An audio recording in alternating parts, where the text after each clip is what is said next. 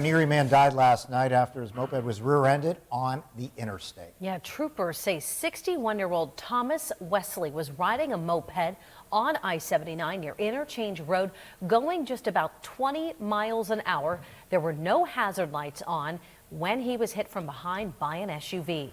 Rescue crews rushed him to the hospital, where he was sadly pronounced dead a short time later. Police say Wesley was not wearing a helmet. The other driver was not hurt. Last night's crash, though, has motorists questioning why a moped was even being driven on the interstate, and it raises a lot of questions if mopeds are allowed on the highway. Our Keelan Berrien joins us now after talking to motorists and state troopers. Keelan, what did they have to say this evening? Mike and Eva, before I answer your question, I want you to take a look at this. Dave, if you could point over, this is Interstate I-79, and you can see how busy it is right now. So if you think you can drive a moped on these roads, then you're wrong. I talked to some state troopers today, and they were the ones that told me that mopeds aren't allowed on these interstates because they can't keep up with the flow of traffic. Interstate's I-79 fatal moped crash has motorists nervous to ride on interstates. I'm going to take it the back ways home first before I get on the interstate in the first place. According to PennDOT, mopeds are not to be driven on highways because it can't keep up with traffic. Ryan Roberts was in Off-Road Express buying his first motorcycle, and although it was a moped and not a motorcycle, Roberts says he's still going to pay close attention to the road. Mostly other drivers, maybe some gravel, sand. Sometimes the paint in the middle is slippery for two wheels especially, but mostly other drivers. So Pennsylvania state troopers want to give a few safety tips.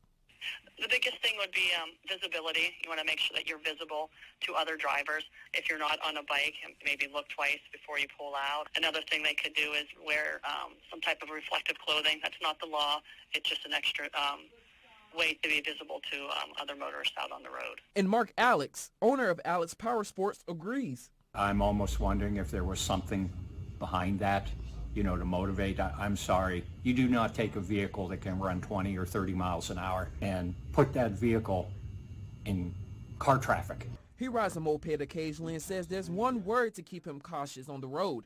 Paranoid.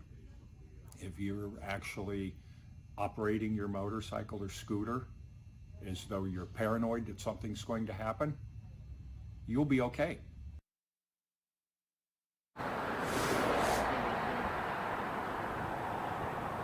And we are back here again. You're looking at I-79 and warmer weather. So warmer weather is coming to us soon, and you can start seeing more of those scooters back on the roads. When I talked to AAA, they said to make sure you always share the road with them and to constantly check your blind spots. Reporting from I-79, Keelan Berrien, Erie News Now.